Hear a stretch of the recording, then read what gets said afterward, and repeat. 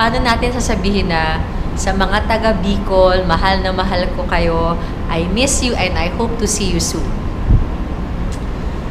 Sa gabos kang nagdadalan kani, padangaton ko kamong maray. Diyos mabalo sa Indota, pirmi kamong yaonig din na nagsusuporta. Mahirilingan pananggad kita. Iyo?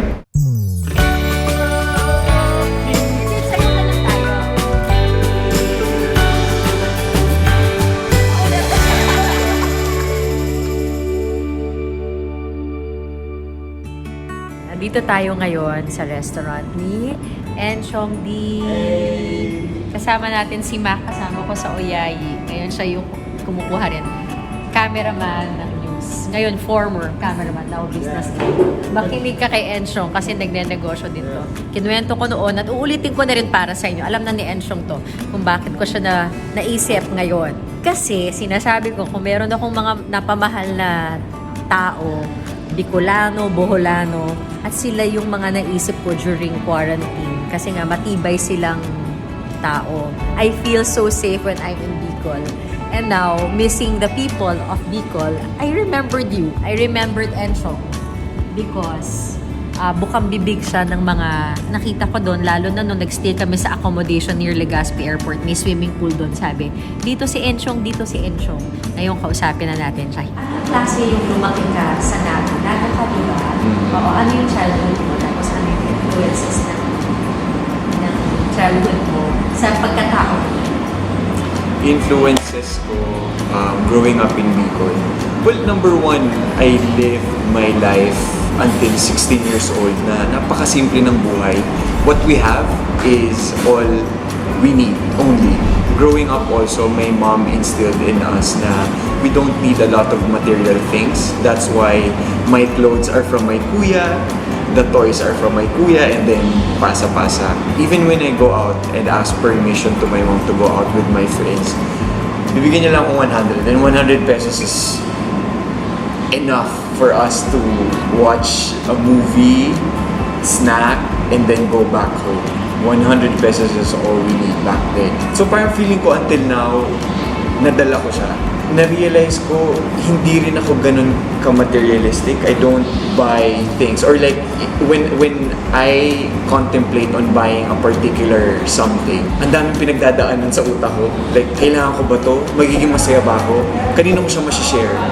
Gaano katagal ko siya pwede ma-share? Yung mga ganong bagay. It's not something like, I want this because I can afford it. I think it's one of those things that I really appreciate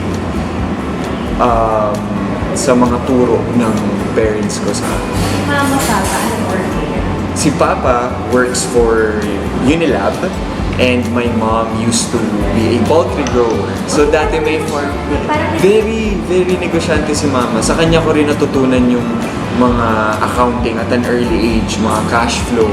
Now that it's 2020, everything is moving forward, everything is progressive. I think we should start talking about it in family gathering or as simple as family dinner. Financial literacy, sex education, religion, race, like all these things that people are having conflict with. So you were saying you want to talk about these things because? I want to talk about these things because if we have an open mind about this kind of topics, about these subjects, I think we have a better understanding on why people act, talk the way they are. If we want to move forward as a nation, we have to understand these things. We can't be going backwards. We can't be having conflict on the minute things that until now we're talking about. Like, why are we still not protecting the luman? Why are we still having problems with colors of our skin? Diba? Even here we have color preferences. You know, we find beauty if you're whiter, which doesn't make sense. Diba? So if we want to move forward, we have to think about the more important things. One thing you wanted to focus on sa side mo was the investment. Businesses that I started investing on. The first one is the real estate company that I started. I asked my mom to run it for me, but it's solely mine. Number two is this one, Terry. The company that we have is this one naman focused on F&B, food and beverages. Third, I invested in organic farming. Sabi ko, I don't want it to be just farming. I need it to be an organic one. Number 4, we have an electronic billboard along EDSA. Number 5, I invested in a company in Thailand. That's 1. May number 2 na soon. Number 3, I invested in a school. Pero syempre on hold kami because of the pandemic. Number 9, like a flooring business naman that is environmental friendly. So, maray-maray yun. So, ano ang tips mo sa kanila? At saka bakit gano'n na lang hungry ikaw sa investing lessons? I asked myself, what are the most important things in my life? Okay, given yun, family. Number 2, health. Number 3, freedom. When I say freedom, your time. Number 4, your wealth. So how can I do that in my own terms, on my own terms, if I'm not stable financially?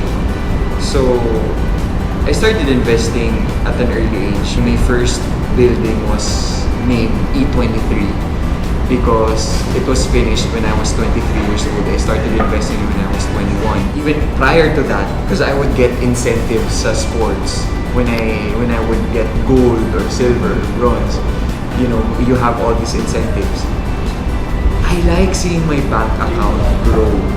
Ang sarap ng pakiramdam. There's something in your mindset that says, I like seeing my bank account grow more than my closet grow. Okay. More than my driving space grow. More than my house space grow. So, ito yung bagay na feeling ko, it helped me on how to prioritize, on how to focus on the important stuff. Now that we're in a pandemic, I can take care of my family, I can take care of my health. Ngayon, hindi ka rin nag-worry na kailangan ko na magtrabaho even though there's a pandemic because you saved enough. So kung meron kang advice sa mga followers mo, sa mga nanonood sa iyo ngayon, we are in a pandemic, so parang isipin nila, ngayon pa ba ako mag-iipon? Anong advice mo sa mga nanonood sa iyo ngayon? So my advice would be, the best time to save was before the pandemic. The second best time to save is today. So, think about it. As simple as 100 pesos a day or whatever amount, 5 pesos a day times 365 days.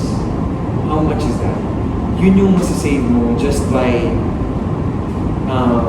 saving from buying a cup of coffee when you can drink it at home. So, yung mga ganun ba? Hindi ka nakikipag-date. No, I would now. Ano ka magkakape? Wala ba lang kape? Dadali mo ko. Encho! Hindi ko naman kaya yung ita-date mo ko sa bahay dahil ayaw mo gumastos ng kape ko. Tuloy mo lang.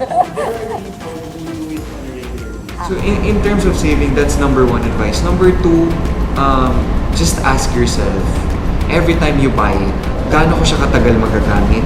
Will this make me happy? And for how long will this make me happy? If it will justify your questions, then buy it. But if not, save mo na lang. Because in 3 months time, meron ka na naman bagong gustong bilhin. Galing, totoo. Diba? So what do you splurge on?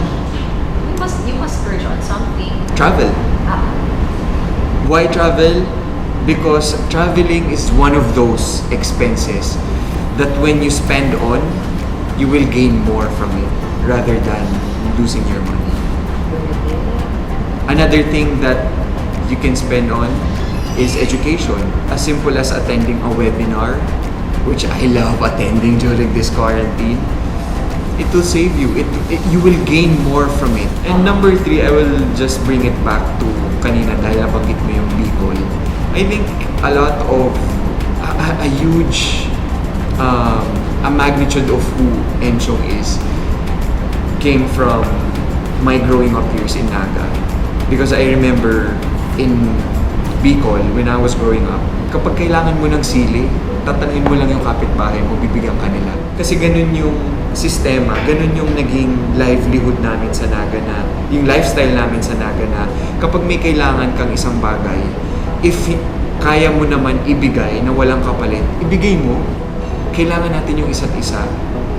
The only way we can have a strong fight against this pandemic is if we would help each other. And don't think that when you say a comment to someone or a certain group of people, you can consider it as bashing already. It's not. It's a way of, okay, I will say something to you, try to absorb it, because whatever I say, it might help not only you, but the entire nation. And with all the things that we're getting from the institution that governs us, we have to start putting people that are public servants that love our country. Because if not, we will stay like this. Loaded, no? You didn't expect that. You didn't expect that, right? Because honestly, before I met Enchong this time around, I remember Enchong as a kid who guested in UKG and he was with Pokwang then. And I just remember how much they adored you.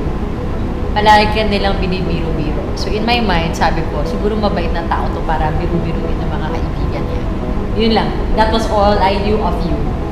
Yun. And ngayon, nakakatuwa, and I'm sure kayo rin na-amaze, na ang dami palang facets niya ang lumabas sa interview na ito. Na hopefully, hindi ko ma-edit out. And hopefully, this won't be the last. The last. Kailangan babati ng dati ng maayos ang mga Bicolano. Mag-translate tayo. Alam ko na yun, Diyos mabalos. Paano natin sasabihin na sa mga taga Bicol, mahal na mahal ko kayo, I miss you and I hope to see you soon. Sa gabos kang nagdadalan kani, padangaton ko kamong maray. And Diyos mabalo sa Induta. Pirmi kamong yaonig din na nagsusuporta. Mahirilingan pananggad kita. Iyo? Malambing nila. Kala ko ang malambing magsalita, Ilonggo. Malambing rin pala magsalita ang Bicolano. Or baka dahil ikaw yun. Let him say I love you. It's really nice. Padangat ka. Okay? Padanga taka. Padanga taka. Ako, padanga taka. Padanga taka. Padanga taka. Kulit. Thank you. Thank you.